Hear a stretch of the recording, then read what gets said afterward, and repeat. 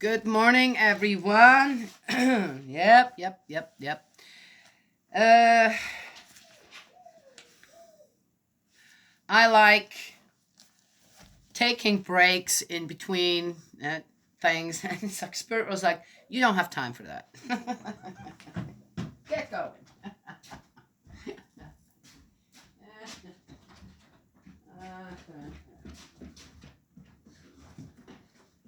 and so I do. And you guys want to see? There's Bo. You see him? Bo, say hi. Bo. Hey. He's our old timer here. I don't know if you saw him. I can't tell on the turn that around. And he loves going out there and he takes whoever, yeah, he's the leader of the pack here, okay? I'm the leader here. I'm the master of the pack here, but when he goes out there, they all follow him and he gets into trouble. Okay. Yeah, he's got the battle scars. And I can't just let him out. He wants to go out. He just sat in front of the door. No, you're not. Sissy's not here. That's her dog. When she's here, he doesn't go for as long as when I'm just here with him. Yeah, they have a lot to roam here, so who cares? But still, they need to know where time doesn't mean anything to an animal, right? Yeah. But if they are just gone for hours and hours, they were gone for 11 hours about a week or so ago. And I'd say, now you're not doing what you need to do here, which is protect the surroundings here, which they naturally do. Dogs are amazing. If they're in the right environment, you'd be amazed on how really beneficial and purposeful they are, okay, as who they are. But when he does that, then I have to say, now and is that going to become a habit? Hey, that hurts. No, don't do that. I'm petting you. So, yep. So this morning he stands over them going, "You can go out the front yard, which he can't jump the fence anymore. He's old enough. He's the arthritis. So he used to jump the fence, but he doesn't anymore. It hurts him too much. So, so he has to wait until I feed them all towards the afternoon, and then they're only gone for about 2 hours, 2.5 hours, which I'm good with. It's great. I don't have to go and take a walk with them. They all go and they come back and they're tuckered out. Okay. But again, yeah, I want to let him out. I want him to have that freedom. Come on now, right? But at the same time, I also have to teach him. I'm going to have to let him know who is the master and what is expected of him, even though, really, when it comes down to it, how do I communicate with a dog? Because we have these big dogs now, and when you feed, and I'm sometimes a little unstable on my legs, I can't have them just nilly-willy. And I do not want any dog fights over food, which we don't have, even though we have a couple of dogs here that were starved, and that's always a problem around other dogs when it comes to food. So I taught them they all have to calm down and sit before they get their food. Oh, he fought me on that? Like, I don't need to do that. I don't just give me the darn food. Yeah. And I'd put the bowl back on the table and say, you know what? Until you sit, without me having to even, what I want you to do, you're not getting your food done. And now all I have to do is just look at him, and he puts his butt down and sits. That is how one has to, without violence, this and that, you let the things that you're in charge of around you know you don't get to do that. You know what? That was number 2. You do that one more time, you're going out. All right. So, done. Let's read. Oh, here's Ozzy. Hi, Ozzy. Hi, boy. Hi. Yeah. Okay. All right, we're on 34 in Genesis. I thought I'd share that. God gave us, right, with the intelligence that as human beings we're supposed to have, right? He gave us dominion over the principles of creation. But that doesn't mean you get to be destructive. That doesn't mean that you become overly, right, dominant. Right? Dominion over things, to me, is different than being dominant over something, manipulated, And then if you don't get what you want with your own way, that obviously then isn't fully developed on the side of goodness, that then you get to abuse something like an animal because it's not doing what you want it to do, right? It's in the wrong environment, maybe with you, right? Gus goes, okay, I'll just go and he has a whole mouthful of kindling. And he's going to make, again, super kindling out of it. All right. It's going to get really cold here in the next couple of days. I have the door open. I'm sitting here in a jacket still. Yeah. Hot flashes. And, but it's going to get really, really cold here. We'll see. Yeah. We're ready. We're ready for winter. So that's good. Then you enjoy the cold weather as well. 34. Ugh, I knew I was not going to like this one. Dominance. Between subject and object. Man and woman. Well, let's see. I'm going to mention this beforehand.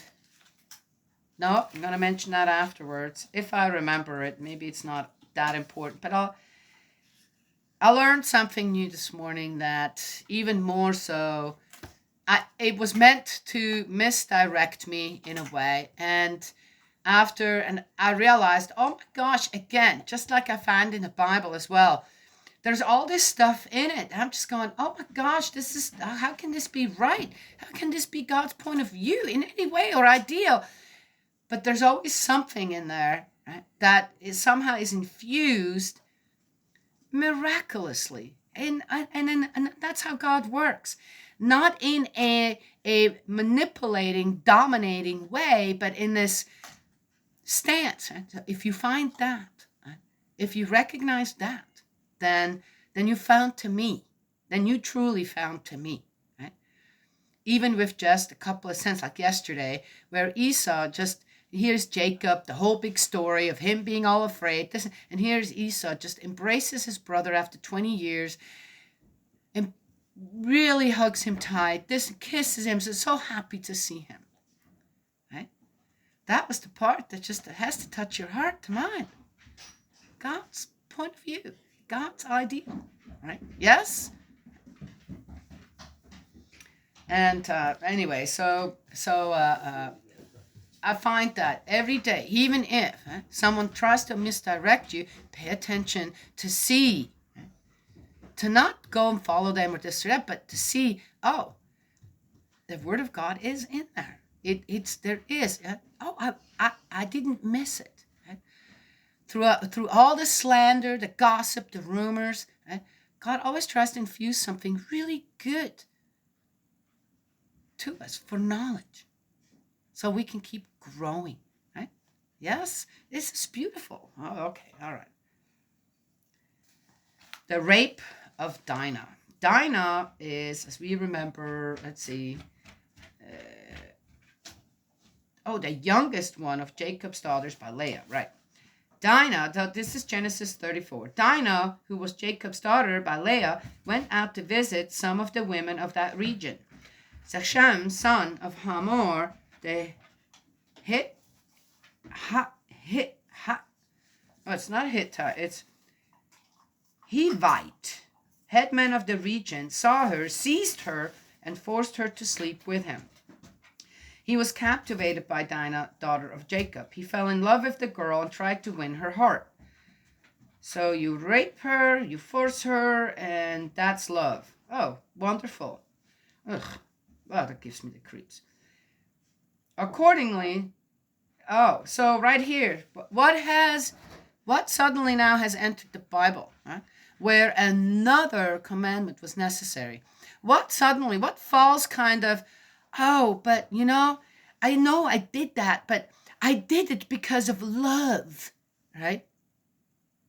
Oh, wow, nice excuse. But the excuse doesn't stand. Absolutely not.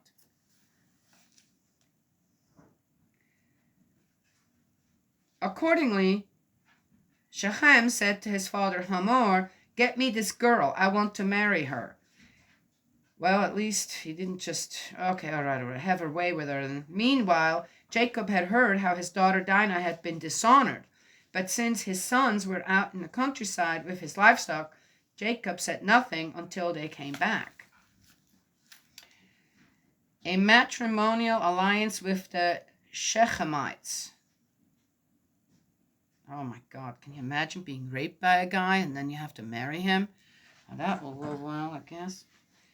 Hamor, father of Shechem, was visiting Jacob to discuss the matter with him. When Jacob's sons returned from the... Oh my God, I'm just getting sick from... I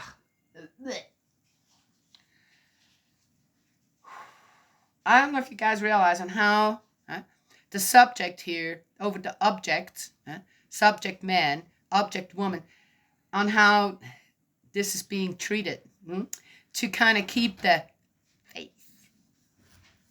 And it's making me physically sick. Ooh, I knew this was going to be a hard one. When Jacob's sons returned from the countryside and heard the news, the men were outraged and infuriated that Shechem had insulted Israel by sleeping with Jacob's daughter, a thing totally unacceptable. Hamor reasoned with them as follows: "My son Shechem's heart is set on your daughter. Please allow her to marry him. Intermarry with us. Give us your daughters and take our daughters for yourselves. We can live together and the country will be open to you, for you to live in and move about in and acquire holdings." Bribes. That's a bribe. Then Shechem addressed the girl's father and brothers, "Grant me this favor and I will give you whatever you ask." I'm having a hot flash. My stomach feels sick. I'm having a hard time just reading through this, so let's do this quick. Demand as high a bright price from me as you please, and I will pay as much as you ask. Only let me marry the girl. Jacob's sons gave Shechem and his father Hamor a crafty answer, speaking as they did because he had dishonored their sister Dinah. "We cannot do this," they said to them. "To give our sister to an uncircumcised man would be a disgrace for us." I don't know if you guys are getting this, but really, it's all about the males. Then we can agree only on one condition: that you become like us by circumcising all your males. Then we will give you our daughters, taking yours for ourselves, and we will stay with you, so make one nation. We talked about circumcision. So, but if you will not agree to our terms about being circumcised, we shall take our daughter and go.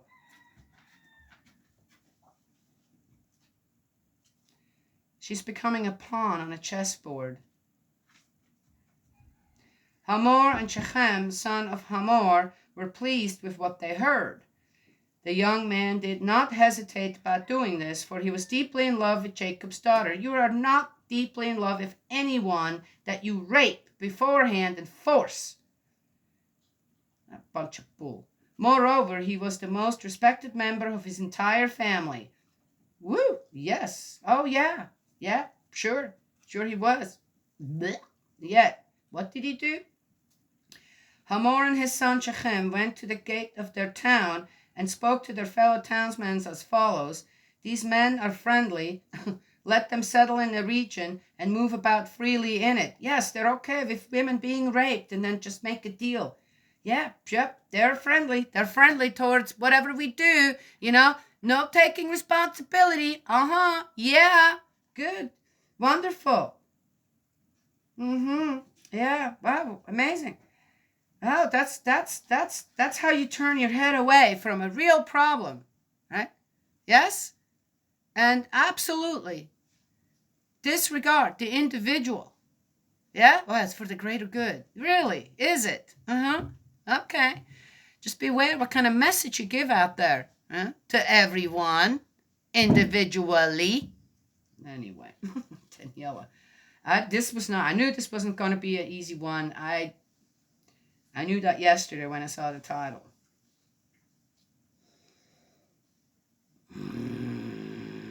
There you go. Nope. Here. Nope.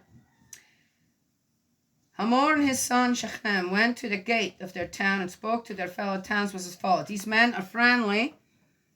Let them settle in the region and move about freely in it. There's plenty of room here for them. We shall marry their daughters and give our daughters to them.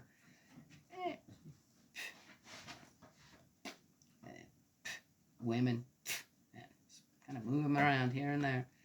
But these men will agree to settle with us and become a single nation only on this condition, that all our males be circumcised like them. Will not the livestock they own, all their animals, become ours? Oh, looky here. Oh.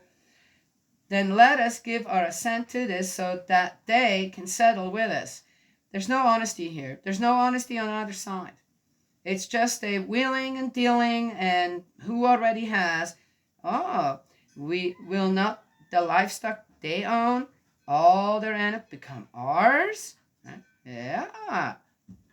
All the citizens of the town agreed to the proposal made by Hamor and his son Shechem, and all the males were circumcised. Yeah, it reminds me a little bit of the politics going on today in this country. Oh my God. Oh, it's just, all right, so I got a laugh out of it. That's probably so that I won't throw up right here on video. The treacherous revenge of Simeon and Levi. Now on the third day, when the men were still in pain, Jacob's two sons, Simeon and Levi, the genes, Dinah's brothers, each took his sword and advanced unopposed against the town and slaughtered all the males.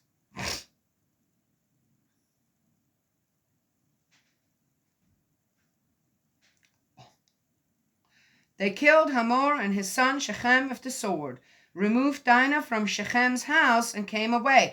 Oh, they still had her. Well, that didn't say that before, so they kept her as a prisoner as well. That's what it sounds like.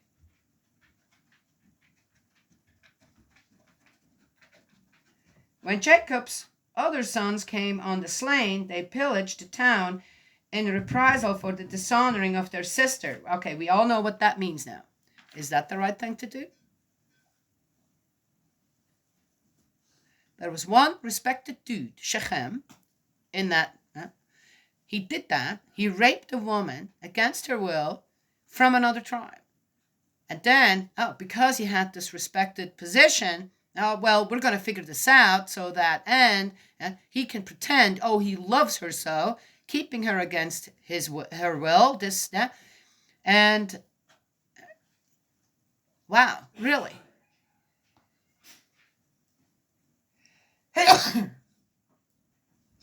Well, the one thing, right, again, so they were trying, the brothers of Dinah, trying to save her. But we already know kind of what the women all mean. So why didn't they go to Jacob, their father, and say, look, we're going to go and save Dinah?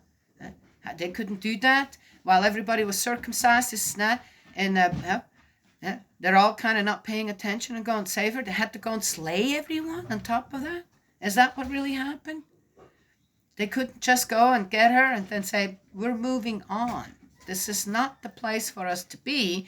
And we've learned something. We need to protect our women far greater than we have in the past. Treasure them greater than we have in the past. And not just let them become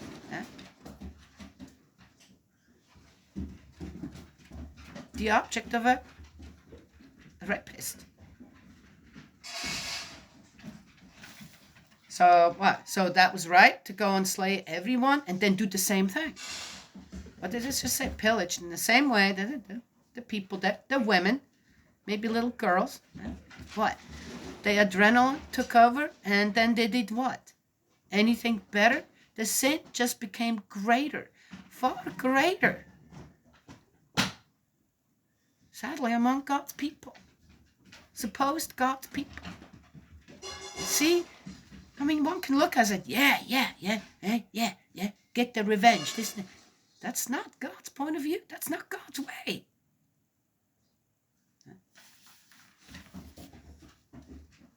It's not God's way. So it could have been done in a different way.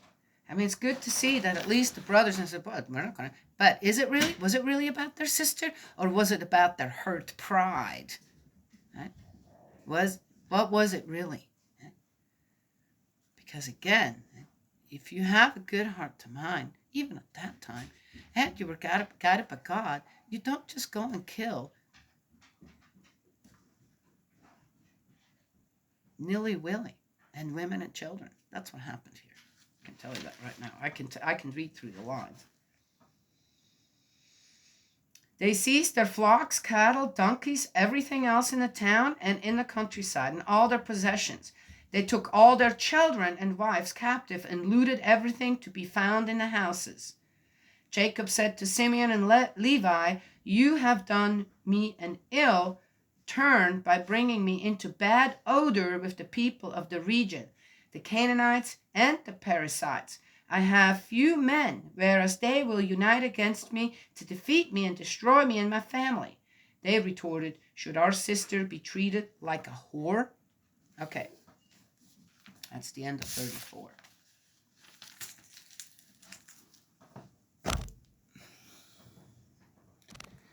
One could say a whole lot to all this, right? Well, Jacob goes, hey, I've had this under control. Did he? He has all these sons. What was the relationship between Jacob and his sons? So they were completely disunited. Right? Yes? How united as parents are we with our own children when it comes down to it? Right? And why is it that way? And then all they see is their father dealing, wheeling with these guys, and Dinah, their sister, still, which again, was it really was their sister, who's just mentioned twice, that important to them? Or was it their pride that was hurt? Right? Their own pride.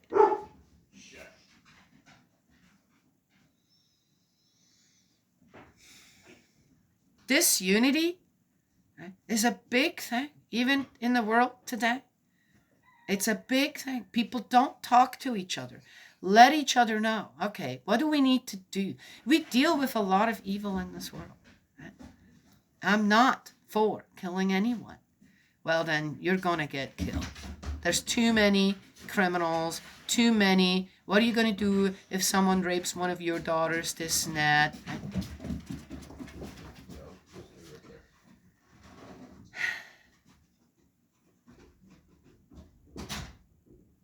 How you deal with a rapist, and why either side, Jacob's trying to find some way to wheel and deal with them to keep the peace. The other side is shielding a rapist.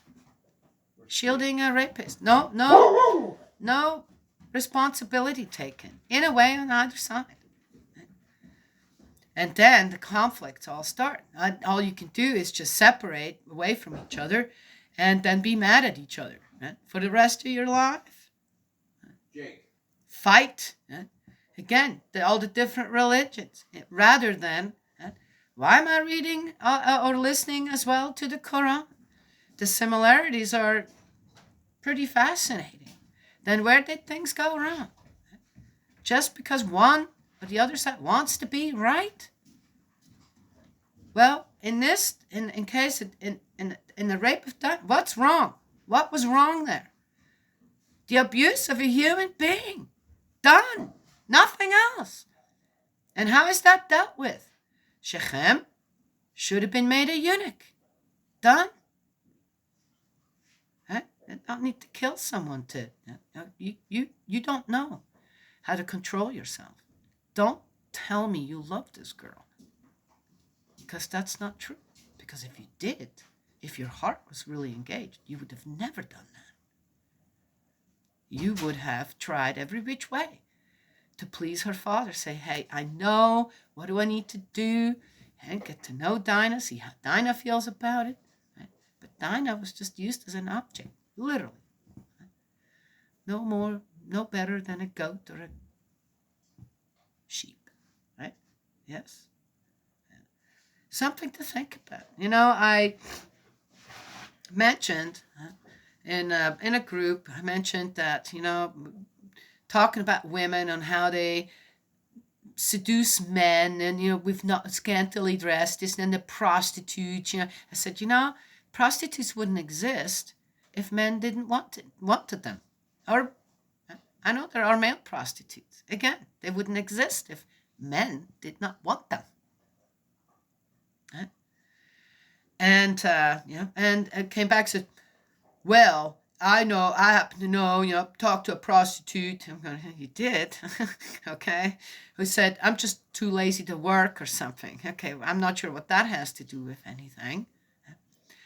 But, and then the women scantily dressed is now going, okay, well, I'm sorry, but in the Garden of Eden, which I have, Genesis 1, go listen to it, Genesis 2, they were naked in the Garden of Eden. God's point of view is you should not be ashamed of yourself, and you should not have any unnatural desires towards either man to woman or woman to man until you have committed to each other for life, and then have that conjugal relationship that only you share between each other. Right? Yeah. So, again, so here I'm talking to someone who says, yeah, women should be, I guess, clothed up from head to toe, like in some religions, that you can't even see them. Because men can't control themselves? Oh, okay. Well, that's not God's point of view. Yeah? So that's kind of sad. Also, then don't go to the beach, right? Yes? Yeah, I'd like to see, especially in entertainment, where women kind of, come on now, really? That's what you have to offer? I get it. But yet, if coming from a man, I'm going, you guys walk around without a shirt quite freely, right? Yeah. And as a woman, if a man has, that's nice. I can see that's a working man. I can appreciate that. That doesn't mean I'm going to be tempted to now, what could I do? To do what? You see? So again, I'm not, just saying, if men didn't want it, it wouldn't exist. If men didn't hide things that they're doing, even in their privacy of their own homes, this, that, in certain areas, then they would stand up against certain things that are happening out there in the principles of love that could be very easily stopped. Sadly, too many are involved in all. Too many aren't willing to give up foul language. Too many would rather watch a movie with all that nasty stuff in it, this, that, than not. Yes? And just take steps. Well, we don't want these movies anymore. Make it without all the explicit stuff in it. Can't you do that? You can still give that sense of love or the sense of wrongdoing in a movie without having to show it so explicit. Besides, those actors, man, I'd feel ashamed to do that. Acting or not, that's not art anymore. Okay? And then the foul language. Well, you can't express disgust or kind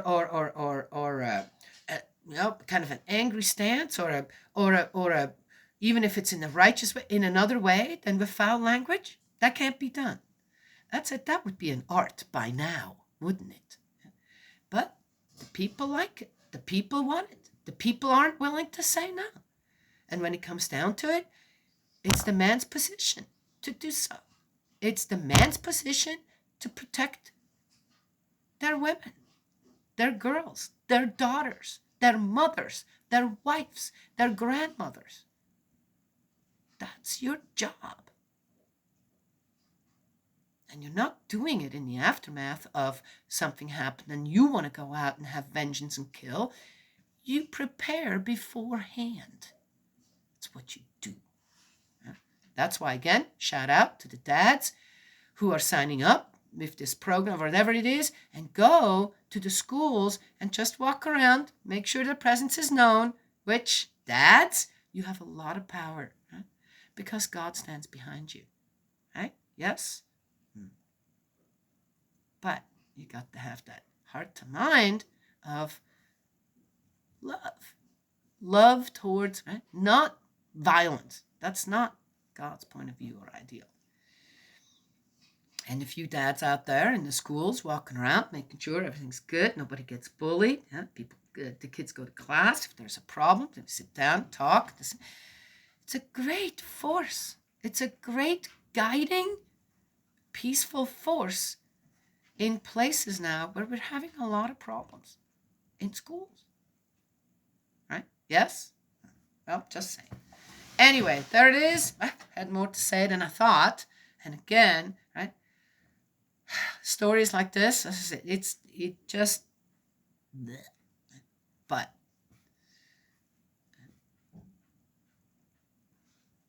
it has to be addressed. Yeah? I'm the one to address it. Yeah, okay, all right. Right? Yeah. Right, Jake? Yeah. Jake says, well, I'm hungry. Can I have some food? You too. Okay. God's love and blessings always. And may He protect you. All my fellow ladies and girls out there, please protect yourself as well. Don't go to places alone you shouldn't go. Then just don't go. Okay? Don't, parties and all that stuff and bars and discos and whatever is out there, please just stay away from there. That's where you will become a victim. Okay? Don't make yourself into a victim. There's so many wonderful things to do out there in the world that do not include these derogatory, just, why are you there? Ask yourself truly why you are there as a woman. Why do you want to be there? Huh? And don't do that to yourself. Don't degrade yourself like that. Okay? God will have a wonderful man out there for you. Okay? You don't need to go and find that kind of stuff. You will not find love in a place like that. You will not. So stay away from places where you become even more vulnerable. Huh?